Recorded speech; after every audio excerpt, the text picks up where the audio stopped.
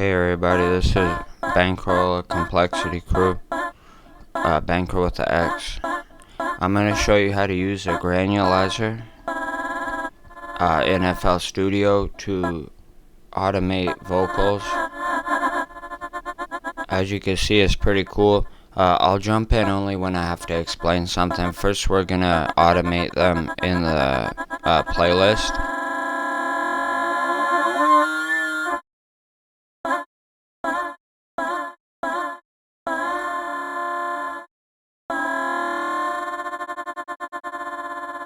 So you see the function of the wave spacing as well as granular spacing. So it creates a pretty cool wind up and anticipating sound, non-linear, exponential sound of like, yeah, it's pretty cool. We can automate it for many reasons, like risers or just like a hook for a song, or like if you're into EDM or house or something for like repetitive, but also something that you could switch up, so you can automate the parameters and allow it to be much more different than you could. There's more possibilities when you automate things with intention and such things. And the granular thing allows it for us basically to manipulate the waveform in some sly ways, which make it sound pretty cool. So enjoy, and I'll be back when I need to talk.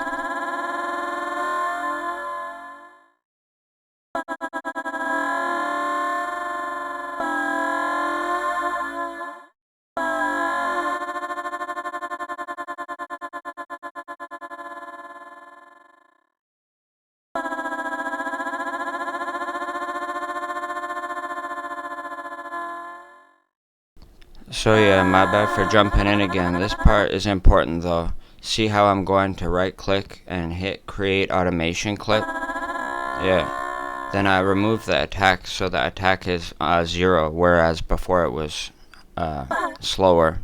So check it out.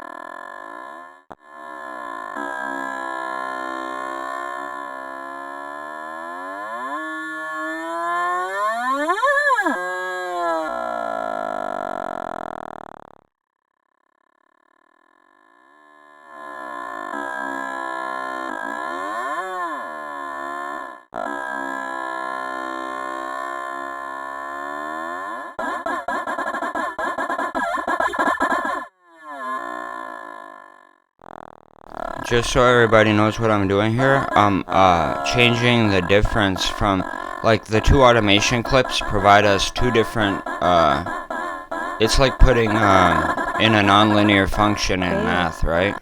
So you have the number of difference possibilities is multiplicative, and that's why I'm using another one. We'll just put any sample in it. I'll change the samples a few times just to demonstrate how granulizing works, like as a sampler or a, voice altering function, yeah? So check it out. With the time function, you can basically make the sample start later. So if there's a sweet spot in it, then that's what you gotta grab. Let's try it with this vocal here. I'm just letting you guys hear the difference in sound, the possibilities.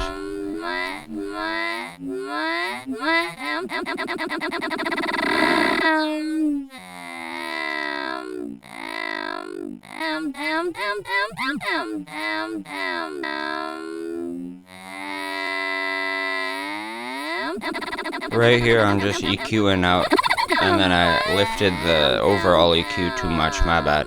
So then we lifted out the two high frequencies around 3200 hertz, and now added a flanger so that it sounds more like machine-like, but I'll show you some more. I'll add distortion to make it hotter, like harder hitting. And then a pitcher to see what we can do with the formant of it. Or not the pitch thing, but the pitch, what's it called? Pitch slider or something like that? Something like that. Pitch shifter, yeah. So we're gonna add that and see the formant allows us to shift how the vowels sound.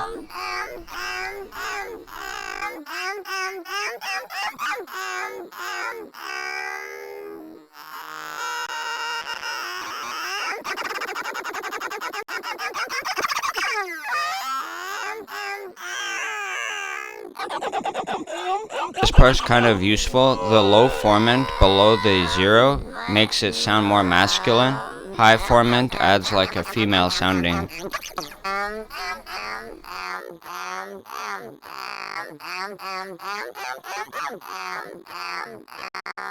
Now, just for the sake of showing you possibilities, I added a gate to it. Gate, like G-A-T-E. So it sounds like a trance spiral when I automate it back in.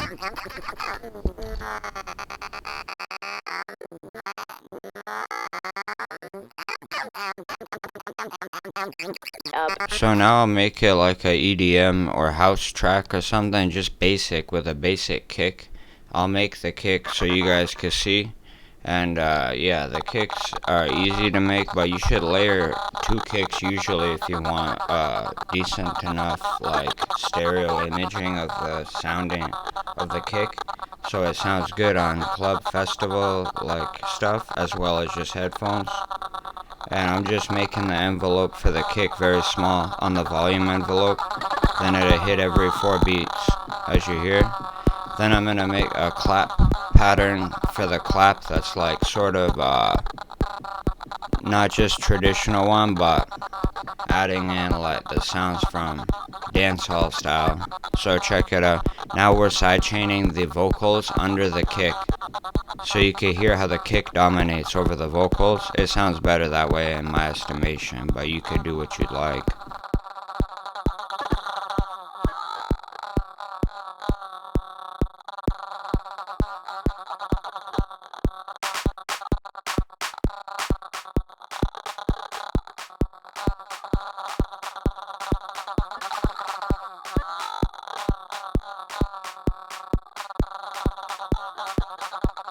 So just to make it like more insightful of a tutorial or something you can use better, I'll show you another use. We'll add like another vocal sample to hit at the same time as a clap, so the clap is like layered with vocals.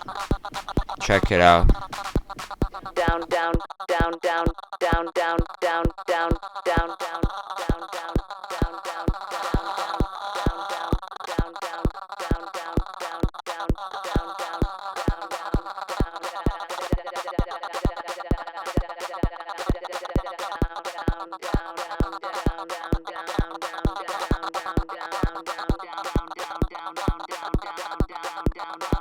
Alright, so we're gonna automate the, like one of the LFO things here, the grain spacing on that down thing. Then we're gonna I'll add a bass just from 3 oscillators. I'll make a bass. As you hear, I got the key properly when I played first. It was a E, it's in E minor, this one.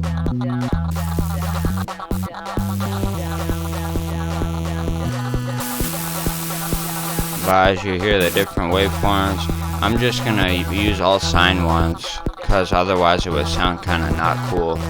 But like, I'm just showing you guys what it's like. Let's make the volume waveform right here, or envelope, I mean. So it's just like a 808, but with a little bit of character. I'll take the sine wave out of there actually, and it's actually hitting on C, not E, so we have to switch that. But yeah. For like making melodies and stuff, I would recommend you guys just practice like harmony and melody creation.